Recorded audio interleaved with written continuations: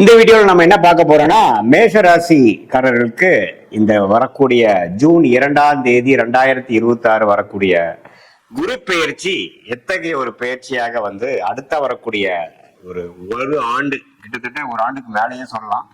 June 26, 2027 தான் பாத்தீங்கன்னா மீண்டும் ஒரு முழுசான ஒரு குரு பெயர்ச்சியாக சிம்மத்துக்கு போறார். இப்ப 2026 ஜூன் 2ஆம் தேதி மிதுனத்தில் இருக்கக்கூடிய குரு கடகத்துக்கு மேஷராசிக்கு 4ஆம் இடத்தில் ஒரு அருமையான ஒரு சுப கிரகம் 4ஆம் இடத்துக்கு வருகிறார். 10ஆம் இடம் தொழில் ஸ்தானத்தை பார்க்கிறார். 8ஆம் இடங்கிற வருமானம், திடீர் பணவரவு, திடீர் செல்வம், திடீர் அதிர்ஷ்டம், வெளிநாடு பிரயாணங்கள், தூரதேச வெளி மாநில பிரயாணங்களை கொடுக்கக்கூடிய 8ஆம் இடத்தையும் பார்க்கிறார்.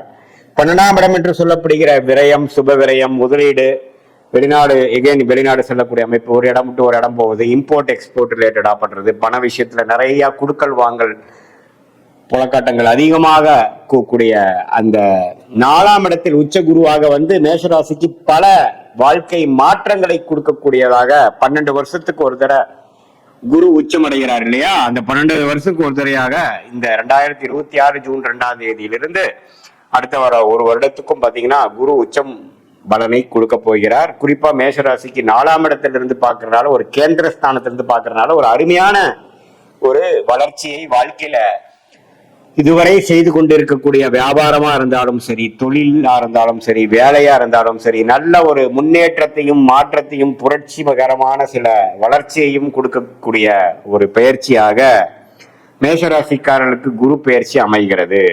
இதுல பாருங்க, அக்டோபர் 31ஆம் தேதியிலிருந்து நவம்பர், டிசம்பர், ஜனவரி 26ஆம் தேதி வரைக்கும் அந்த 3 மாதங்கள், நவம்பர், டிசம்பர், ஜனவரி மாதங்கள் அதிவக்ரமாக குரு கடகத்திலிருந்து சிம்மத்துக்கு போற மாதிரி ஒரு இது கொடுக்கிறார். ஏன்னா அது அதிவக்ரம், வேகமாக போகும் பொழுது அது சிம்மத்துக்கு போய் பார்க்கிற மாதிரி ஒரு அமைப்பை கொடுக்குது.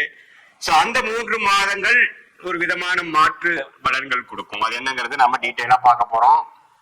சயின்டிபிக் வேதிக் அஸ்ட்ராலஜி முறையில எதையும் மிகைப்படுத்தாமல் ஒரு கிரகமும் ஒரு மாதிரி இடத்துல இருக்கும் பொழுது எது மாதிரி ஒரு தாக்கத்தை கொடுக்க போகுதுங்கிறது நம்ம சயின்டிபிக் வேதிக் அஸ்ட்ராலஜி முறையில, அறிவியல் சார்ந்த முறையில, ஒளி தத்துவ முறையில பாக்குறோம். எதையும் மிகைப்படுத்தாமல், பரிகாரங்கள் அது மாதிரி விஷயத்துக்குள்ள போகாமல் உண்மையான ஒரு அமைப்பு எப்படி இருக்குன்னு நம்ம துல்லியமா பார்க்க போறோம். சோ மேஷராசிக்கு பாருங்க, குரு 4ஆம் இடத்துக்கு வருவது நிறைய முன்னேற்றங்களை கொடுக்குதுங்க.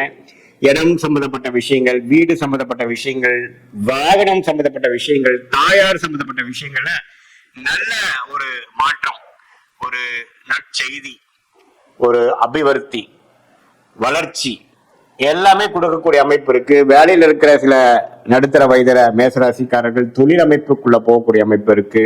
தொழில் ஆல்ரெடி இருக்கிறவங்க வளர்ச்சி பெறக்கூடிய அமைப்பு இருக்கு. சோ எப்போ குரு நாளுக்கு வருகிறாரோ, 10ஆம் இடத்தை 7ஆம் பார்வையாக பார்க்கிறாரோ, 12, 8ஐயும் பார்க்கும் பொழுது நல்ல இதுவரை நாம செய்து கொண்டிருந்த முயற்சிக்கு தக்க ஒரு தருணம் கடகடகடன்னு சிலதெல்லாம் அமைஞ்சிருச்சு சாமின்னு சொல்றோம் பாத்தீங்களா? அது மாதிரி ஜூன், ஜூலை, ஆகஸ்ட், செப்டம்பர், அக்டோபர்ல நல்ல ஒரு அமைப்பை கொடுத்து அந்த நவம்பர், டிசம்பர், ஜனவரியில பாருங்க ஓரளவுக்கு நீங்க கஸ்டமர்ஸை பிடிக்கக்கூடிய அமைப்பு, புது புது ப்ராஜெக்டை பிடிக்கக்கூடிய அமைப்பு, வேலையில் இருக்கிறவங்களுக்கு நல்ல ஒரு சோசியல் லைஃப் இம்ப்ரூவ் ஆகி நெட்வொர்க்கிங்ல நிறைய ஒரு அனுபவம் கிடைக்கக்கூடிய அமைப்பு, இது எல்லாமே அதிவக்ரமாக போய் சிம்மத்தில இருந்து 7ஆம் 9ஆம் இடத்தை பார்க்கிறார். 5ஆம் 4ஆம் இடத்தில் இருக்கக்கூடிய குரு 5க்கு போய் 8 பார்த்துட்டு இருந்தவர் 9ஐ பார்க்கும் பொழுது பாக்கியங்களை சில பெறுகிறது. இதுவரை நமக்கு குடும்பத்துல அப்பா விஷயங்கள், குழந்தைகள் விஷயத்துல அவ்வளோ நமக்கு நற்செய்தி இல்லாமல், நல் உறவு இல்லாமல் இருந்தது எல்லாமே கொஞ்சம் போக்கி ஒரு நல்ல பேட்சப் ஆகக்கூடிய அமைப்பு, நல்ல ஒரு அந்யோன்ய விஷயங்கள்ல வளர்ச்சி வரக்கூடிய அமைப்பு, இது எல்லாமே அதிவகரத்துல குரு நவம்பர், டிசம்பர், ஜனவரி போறது நல்லது. அதுக்கப்புறம் பிப்ரவரி, மார்ச், ஏப்ரல், மே, ஜூன் அந்த 5 மாதம் அடுத்த வருடம் பாத்தீங்கன்னா திரும்பி கடகத்துக்கே அவர் இன்னுமே வெளிநாடு, வெளி மாநிலம், அதே மாதிரி இம்போர்ட் எக்ஸ்போர்ட், படிப்பு விஷயத்துல, உடல்நல விஷயத்துல, தாயார் விஷயத்துல, சொத்து விஷயத்துல எல்லாத்துலயுமே கொஞ்சம் டக்குன்னு சிலதெல்லாம் நடந்துருச்சு, ஒரு முன்னேற்றம் அடைஞ்சது, சில விஷயங்கள் சாதிச்சிட்டேன், இப்ப எனக்குன்னு ஒரு ஐடென்டிட்டி இருக்கு, இதுவரை நான் ஒரு ட்ராக் ரெக்கார்ட் போட முடியாமல் தவித்துக் கொண்டிருந்த நான் இப்போ என்னால செய்ய முடியுதுங்கிற அளவுக்கு ஒரு பலன்களை கொடுக்கக்கூடிய ஒரு குரு பயிற்சியாக மேஷ ராசிக்காரர்களுக்கு 2026 ஜூன் மாசம் வரக்கூடிய அந்த குரு பயிற்சி நல்ல ஒரு பயிற்சியாக இருக்கிறது.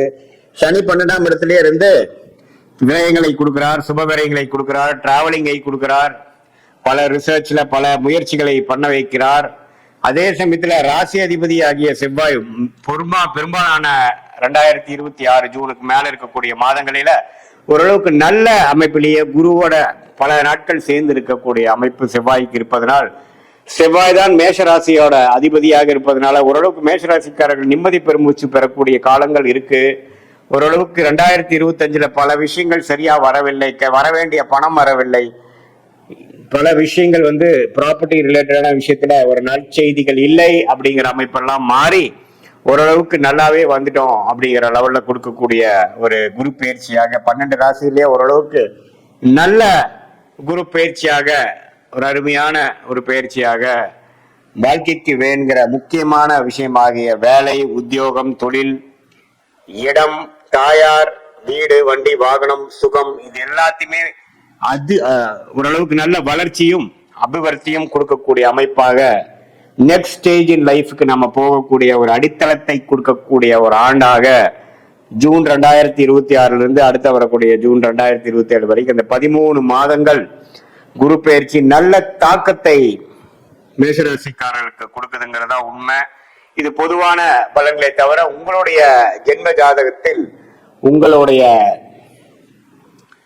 தசாபுக்திகள் எப்படி போய்கொண்டிருக்கிறது, நீங்க எந்த லக்னத்துல பிறந்தீங்க, பிறந்த தேதி, பிறந்த நேரம், பிறந்த ஊரை வைத்து வரக்கூடிய ஜாதகம் திருக்கணித பஞ்சாங்கத்துல போட்டு எடுத்து அதுல எதுமாற அமைப்புகள் போய்கொண்டிருக்கிறது, எதுமாற லக்னங்கள், எந்த மாதிரி நட்சத்திரத்துல பிறந்திருக்கீங்க, அதாவது நீங்க அஸ்வினி நட்சத்திரமா, பரணி நட்சத்திரமா, கிருத்திகை நட்சத்திரமா, எந்த நட்சத்திரத்துல பிறந்திருக்கீங்க அப்படிங்கறது நம்ம தெரிஞ்சுக்கிட்டோம்னா அதுக்கு தகுந்த மாதிரி ஒரு நல்ல அமைப்புகளை நாம என்ன தசா புக்திகள் போகுதுன்னு தெரிஞ்சுக்கிட்டு அது எந்த லக்னத்துக்கு அது எந்த மாதிரி தசை, எந்த லக்னத்துல பிறந்திருக்கீங்க தெரிஞ்சு அதுக்கு தகுந்த மாதிரி நாம பலன்கள் எடுத்து இப்ப நாம பேசின அந்த குரு பயிற்சி அந்த விஷயத்தையும் சேர்த்து வைத்து நம்ம பார்க்கும் பொழுது உங்களுடைய அடுத்த வரக்கூடிய ஷார்ட் டேர்ம் எப்படி இருக்கு, அடுத்த வரக்கூடிய லாங் டேர்ம் எப்படி இருக்கு, எல்லாமே நம்ம துல்லியமாக சயின்டிபிக் வேதிக் அஸ்ட்ராலஜி முறையில உங்களுடைய பிராப்தங்களை அறிந்து அதுக்கு தகுந்த மாதிரி திட்டங்களை தீட்டி வாழ்க்கையில் எளிதில் வெற்றி பெற முடியும்